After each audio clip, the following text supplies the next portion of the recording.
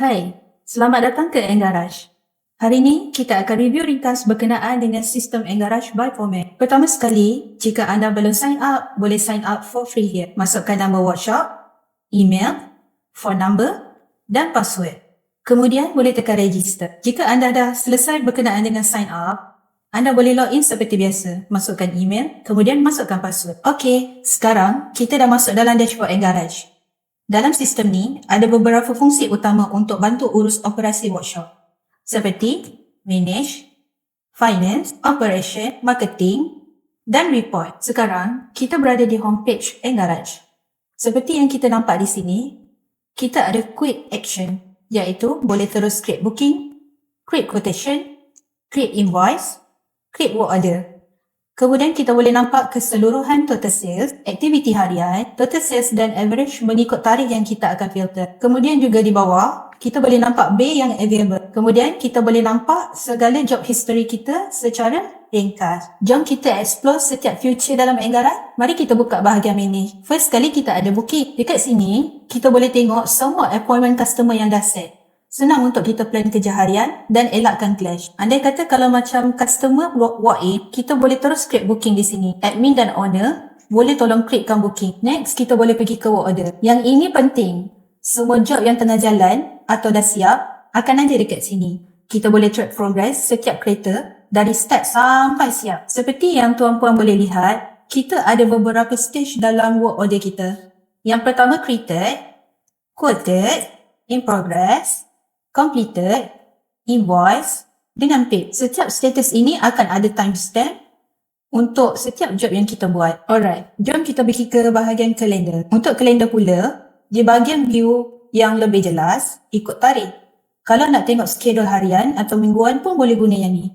Lagi sedang nampak lah workload kita apa yang ada untuk bulan ni ataupun harian. Macam contoh, seperti ini. Dia akan bagi booking summary. Baik, jom kita pergi ke bahagian attendance. Yang ini untuk rekod kehadiran staff.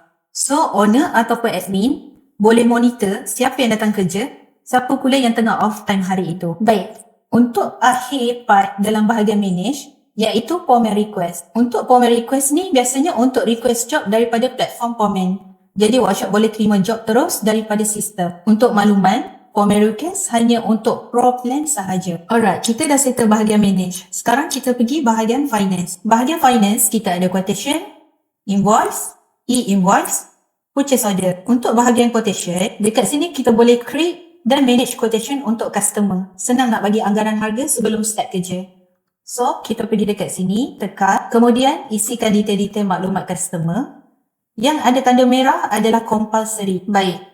Selepas sahaja masukkan semua detail-detail, tuan-puan boleh tekan save. Jom kita pergi bahagian invoice pula. Untuk bahagian invoice, digunakan bila job dah siap. Kita generate invoice untuk customer buat bayaran melalui WhatsApp ataupun download je invoice tersebut.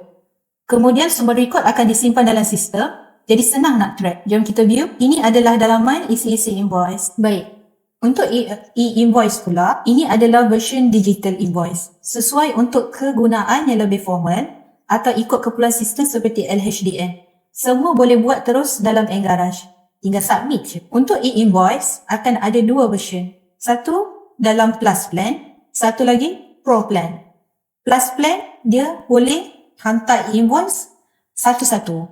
Manakala untuk Pro Plan akan hantar invoice secara pukat. Okey. Untuk yang akhir sekali, purchase order. Purchase order ni untuk urusan pembelian barang atau spare part dari supplier. So, semua kos boleh direkod dengan lebih teratur. Mari kita tengok dalaman dia. Segala supplier detail dah akan ada dalam ni dan kita tinggal klik sahaja. Kemudian, addkan part. Dah add parts, kita boleh klik PO. Okey, jom kita pergi ke bahagian operation.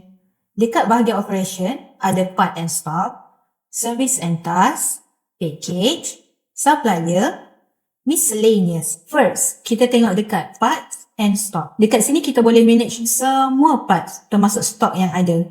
Masuk ataupun keluar. So, memang membantu untuk elakkan kehabisan barang ataupun overstock. Paling penting, nota kaki di sini, setiap kuantiti perlulah direkodkan. Andai kata kuantiti tersebut jadi kosong, item tersebut tidak akan ada dalam quotation. Masuk di sini, semasa kita create quotation, item tersebut tidak akan keluar. Sebab stok tersebut dah habis. Okey. Mari kita tengok servis dan task. Servis dan task untuk set jenis servis yang workshop sediakan. Contoh, macam servicing, repair atau tukar parts. Kita juga boleh set task supaya kerja lebih teratur. Segala jenis history yang kita pernah buat, kita boleh terus import dalam Engarage. Dengan cara kita download template dan kita masukkan dalam Engarage. Macam contoh yang ada dalam ni, kita ada rutin servis 180,000 km. Untuk rutin 180,000 km, akan ada engine oil, oil filter. So, kita tak perlu nak masukkan item satu-satu dalam quotation nanti. Terus je kita tekan bahagian rutin servis dalam quotation, akan ada semua item nanti yang keluar. Alright, untuk package, kita boleh create package servis. Contohnya macam package servicing lengkap. Jadi senang nak offer dekat customer tanpa perlu set up satu-satu. Macam contoh, package A, kita dah ada semi-synthetic 1040W kat sini. Kemudian kita ada item C. Kemudian boleh save. Dalam create quotation nanti, boleh tinggal pilih sahaja mana package yang kita nak. Alright, supplier pula. Dekat sini kita akan simpan maklumat supplier. Jadi bila nak order barang, semua detail dah ready dah dalam sistem. Tak perlu nak cari-cari ataupun buka buku lain. So bahagian ini ada kaitan dengan semasa kita nak purchase order nanti. Bila kita buat purchase order, akan ada nama-nama supplier. Kita tinggal pilih sahaja.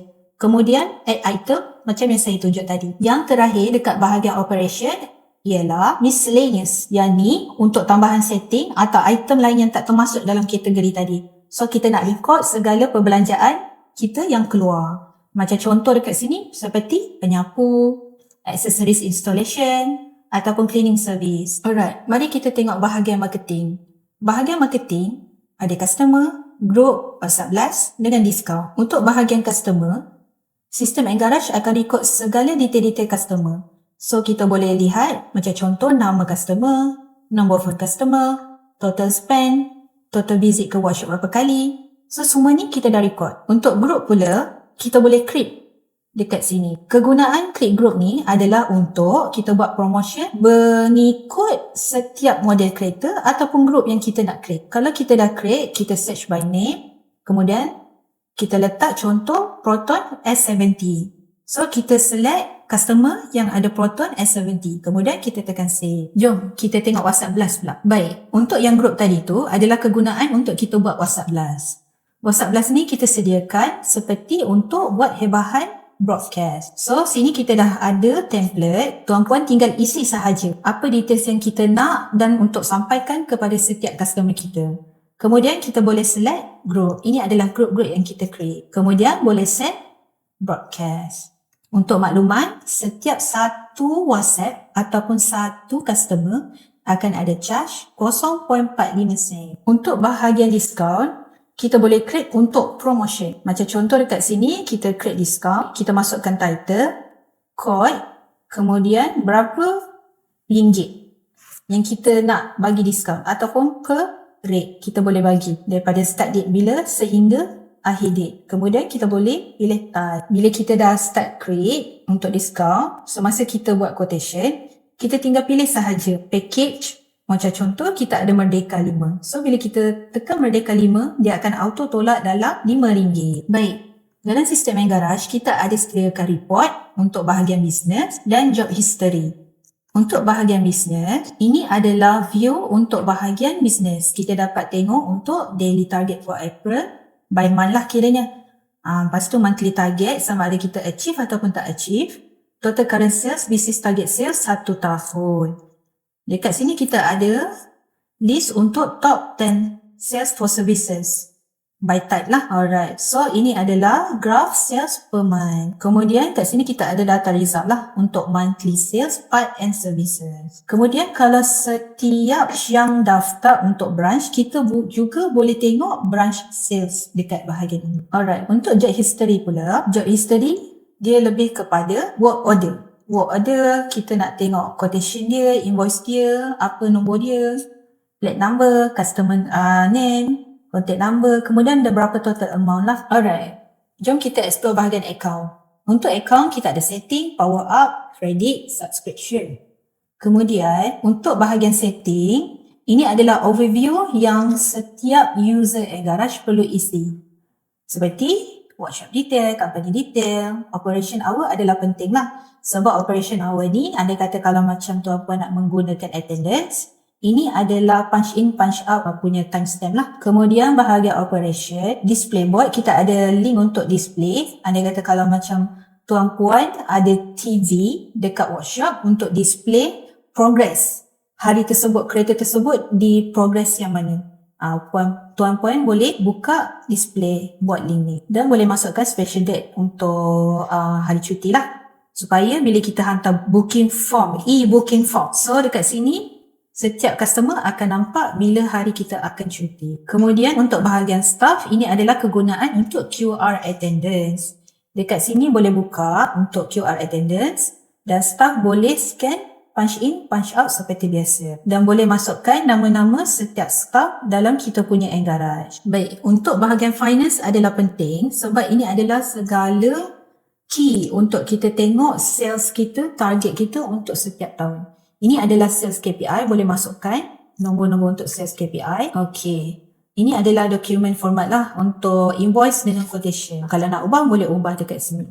So, ini adalah payment information untuk kita letak dalam invoice nanti. Bila kita generate invoice, dah ada QR. So, ini adalah payment information berserta dengan signature and stamp. Boleh letakkan quotation terms ataupun invoice term. Ini adalah booking form kita. So, dekat sini kita ada URL. Boleh copy URL ni, letak ke mana-mana kita punya platform ataupun letak sahaja QR code dan nanti setiap customer boleh isi secara online. Dan ini adalah penting untuk letak Google Maps location sebab segala review daripada Google kita akan tarik masukkan dalam kita punya booking form. Dan bahagian B ni kita boleh letaklah sebagai reference untuk admin tengok sama ada tak B yang kosong ataupun memang dah full. Baik, untuk bahagian branch ni, anda kata tuan puan mempunyai branch yang lain, boleh menggunakan satu account sebagai HQ dan kita kontrol quotation dan invoice untuk branch-branch yang lain. Dengan syarat, branch yang lain juga subscribe untuk Pro Plan. Bahagian ini hanya ada pada Pro Plan. Untuk Power Ups, kita akan sediakan segala information yang akan datang dalam ini. Kemudian untuk kredit ni adalah untuk kita buat WhatsApp last. So boleh isi dan akan tolak dalam kredit tersebut. Kemudian subscription kita ada 3 plan. Tuan-puan boleh melihat untuk yang monthly kita ada basic RM39 plus RM89. Untuk pro RM199 per monthly. Kalau yearly basic RM299 plus RM799, RM1,999 untuk per yearly. Kemudian juga kita ada sediakan untuk mekanik AI. Apa-apa persoalan berkenaan dengan job ataupun skop kita kerja dalam workshop, sahaja tanya kita punya mekanik AI.